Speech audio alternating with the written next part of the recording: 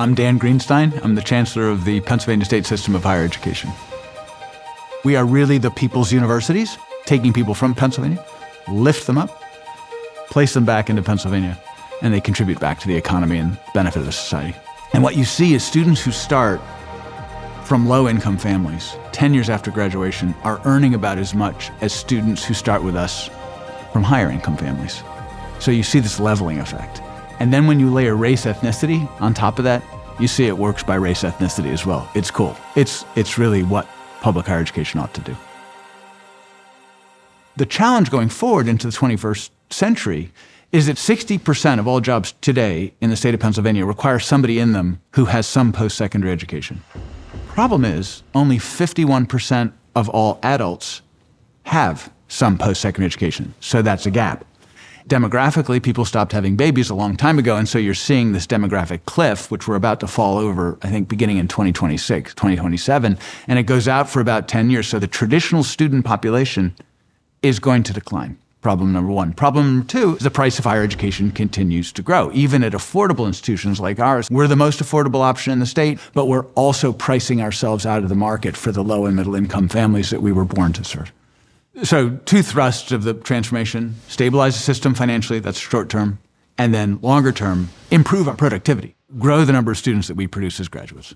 So what's happened since over the last really 20, 30 years, and this is true across public higher education, is that states have divested from their public universities and colleges. When your enrollments are declining and your state is continuing to divest, those two trends come together and your revenue losses are accelerated. If you're in a school with 3,000 or 4,000 students or less, you can only afford as many programs as you can enroll students into. As their numbers of students shrink, the number of programs shrink. And of course, that program breadth is absolutely critical. Students want choice. Communities need breadth because they're relying on those graduates for their next generation of leader. It is hard to recruit people into rural America as a nurse or a teacher or a business person. The strategy is grow your own. So you're looking at these small schools. You're afraid that if they get too small, they're going to compress their programs even further, and that's just going to accelerate their decline, and it's going to impact their industry. So what do you do? Well, the only way to preserve educational program breadth is for universities to get together and to share. Every student on every campus has to be able to take a course or a program at any other campus. Sounds easy, except they need to be able to find those courses, understand how they fit within their degree program, register for those courses, get a transcript sent to them for those courses, and get their involvement in that course recognized in their financial aid application, which is where the OneSIS comes in. Without OneSIS, that is impossible.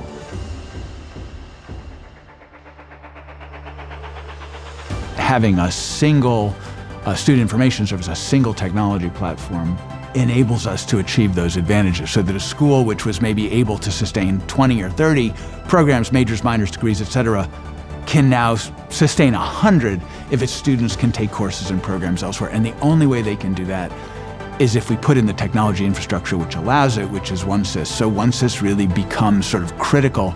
And it sounds dramatic, but I believe it to be true. It is critical to the salvation of higher education, of viable higher education options in rural America, in rural Pennsylvania certainly.